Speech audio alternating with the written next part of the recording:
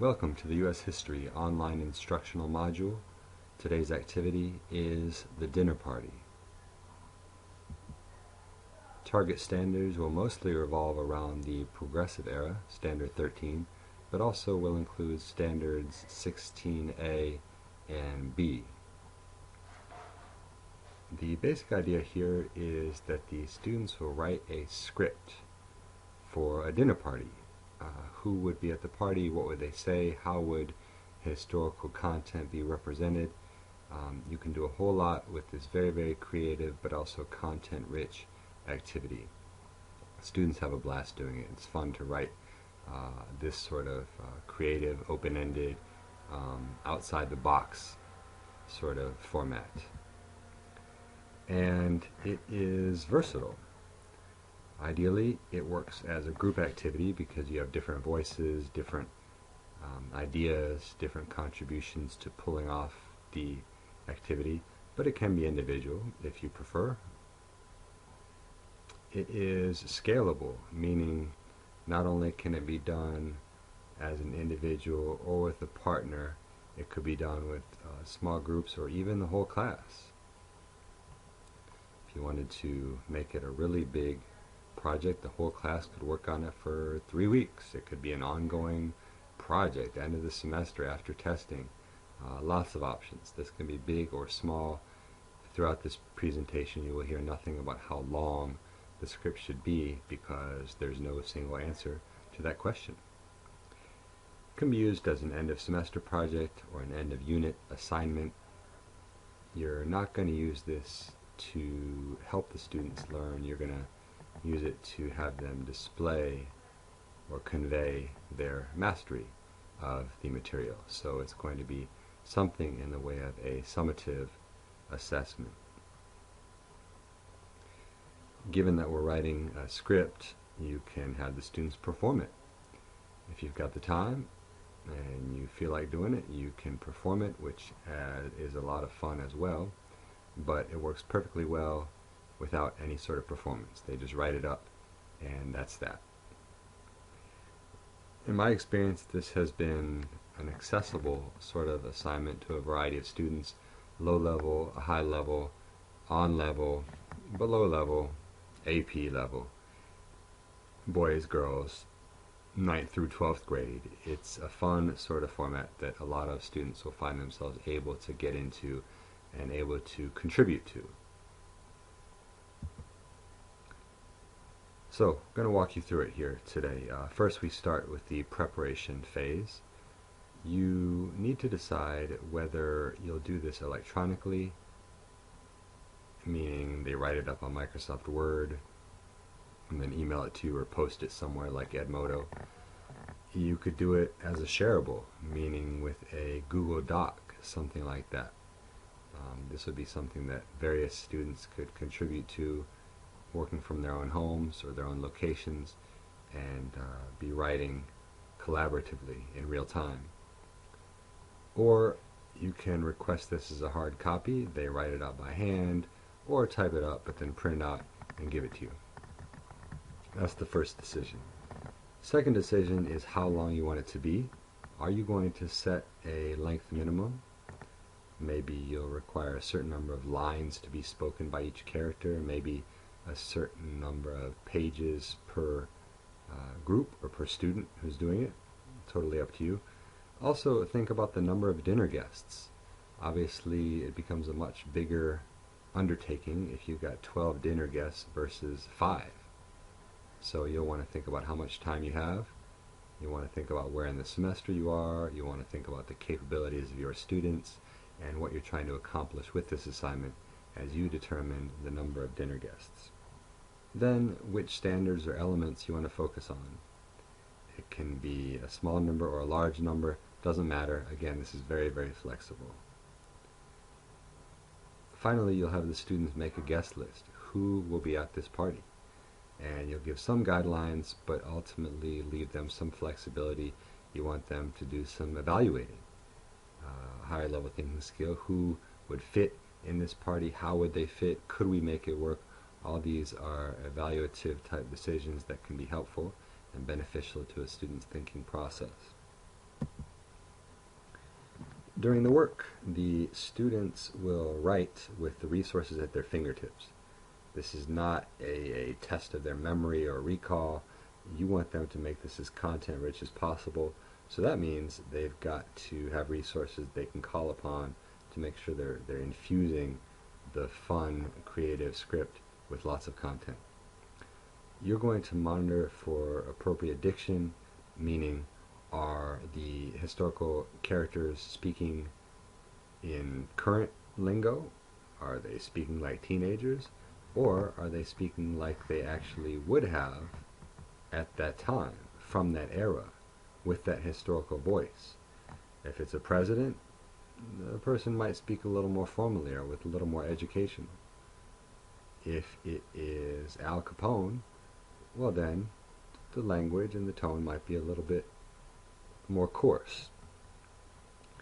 You'll want to make sure the students have plenty of content. Yes, it's fun, but it can't just be silliness without any substance. You want to make sure they've got plenty of facts in there, and there'll be a rubric to help guarantee that. And then you want to make sure, as with any group assignment, that they're being truly collaborative, that you don't have a couple of loud voices that are just dominating the activity if, in fact, you're having them work in groups. The example I'm going to show you today is a group that wrote a script mostly about the Progressive era. The requirement was that at least half their characters had to be from the Progressive era, and then they could sprinkle in some other figures as they saw fit. So highlighted with the green arrows here, you see the figures from the Progressive era, and then they threw in some other people that they thought would be fun to include. So I'm going to show you a sample of what the dialogue looks like. And we're going to jump in kind of midstream. This is not the beginning of the script, but you can see that they're getting right into it and pulling on some historical knowledge to have some fun. So they set the scene. We are in the sewers under the Hoovervilles. Now, it's a bit of an anachronism. The Hoovervilles weren't around in the Progressive era, but that's part of the fun. You've got Al Capone speaking to President William Taft, and author and muckraker Upton Sinclair. So each one of them kind of shows what they're about. Al Capone, for his part, is talking about liquor, cigars, prostitutes. He's not afraid of violence. He's been to prison. Taft comes in talking about what's legal, what's illegal, of course representing the government. It's pretty judgmental of Capone. And then Sinclair refers to his famous book, The Jungle, and making an allusion to meat factories that were pretty putrid. The script goes on to include Dorothea Dix, who is diagnosing mental illness. We have Abigail Adams, who's trying to size up what the women are doing, how the women are being judged, what the women are saying and wearing. And then you have a flapper who kind of speaks up for herself and others like her. So you have all these interactions of people who would never ordinarily interact, but they're doing it here. They're doing it in a very creative, open-ended fashion, but yet infused with content. As you look over these comments, you can see that there's a whole lot of content, and the students are showing that they understand each character and his or her place in history. If you're going to have the students perform it, the first thing you would do is have the students assign roles. So they're going to have more than just 3, 4, or 5 characters in their script, probably, which means they would need other students to help them perform the roles, probably. Again, lots of variations here, but in all likelihood, they're going to need to pull in their classmates' assistants. So assign roles for everybody, have the students pick who they want to say which lines and such. Usually students volunteer to be various characters because they think it would be fun. You may need multiple copies if there are going to be, let's just say, 8 or 10 people in the script and then 8 or 10 students performing. You might need 8 or 10 copies of the script.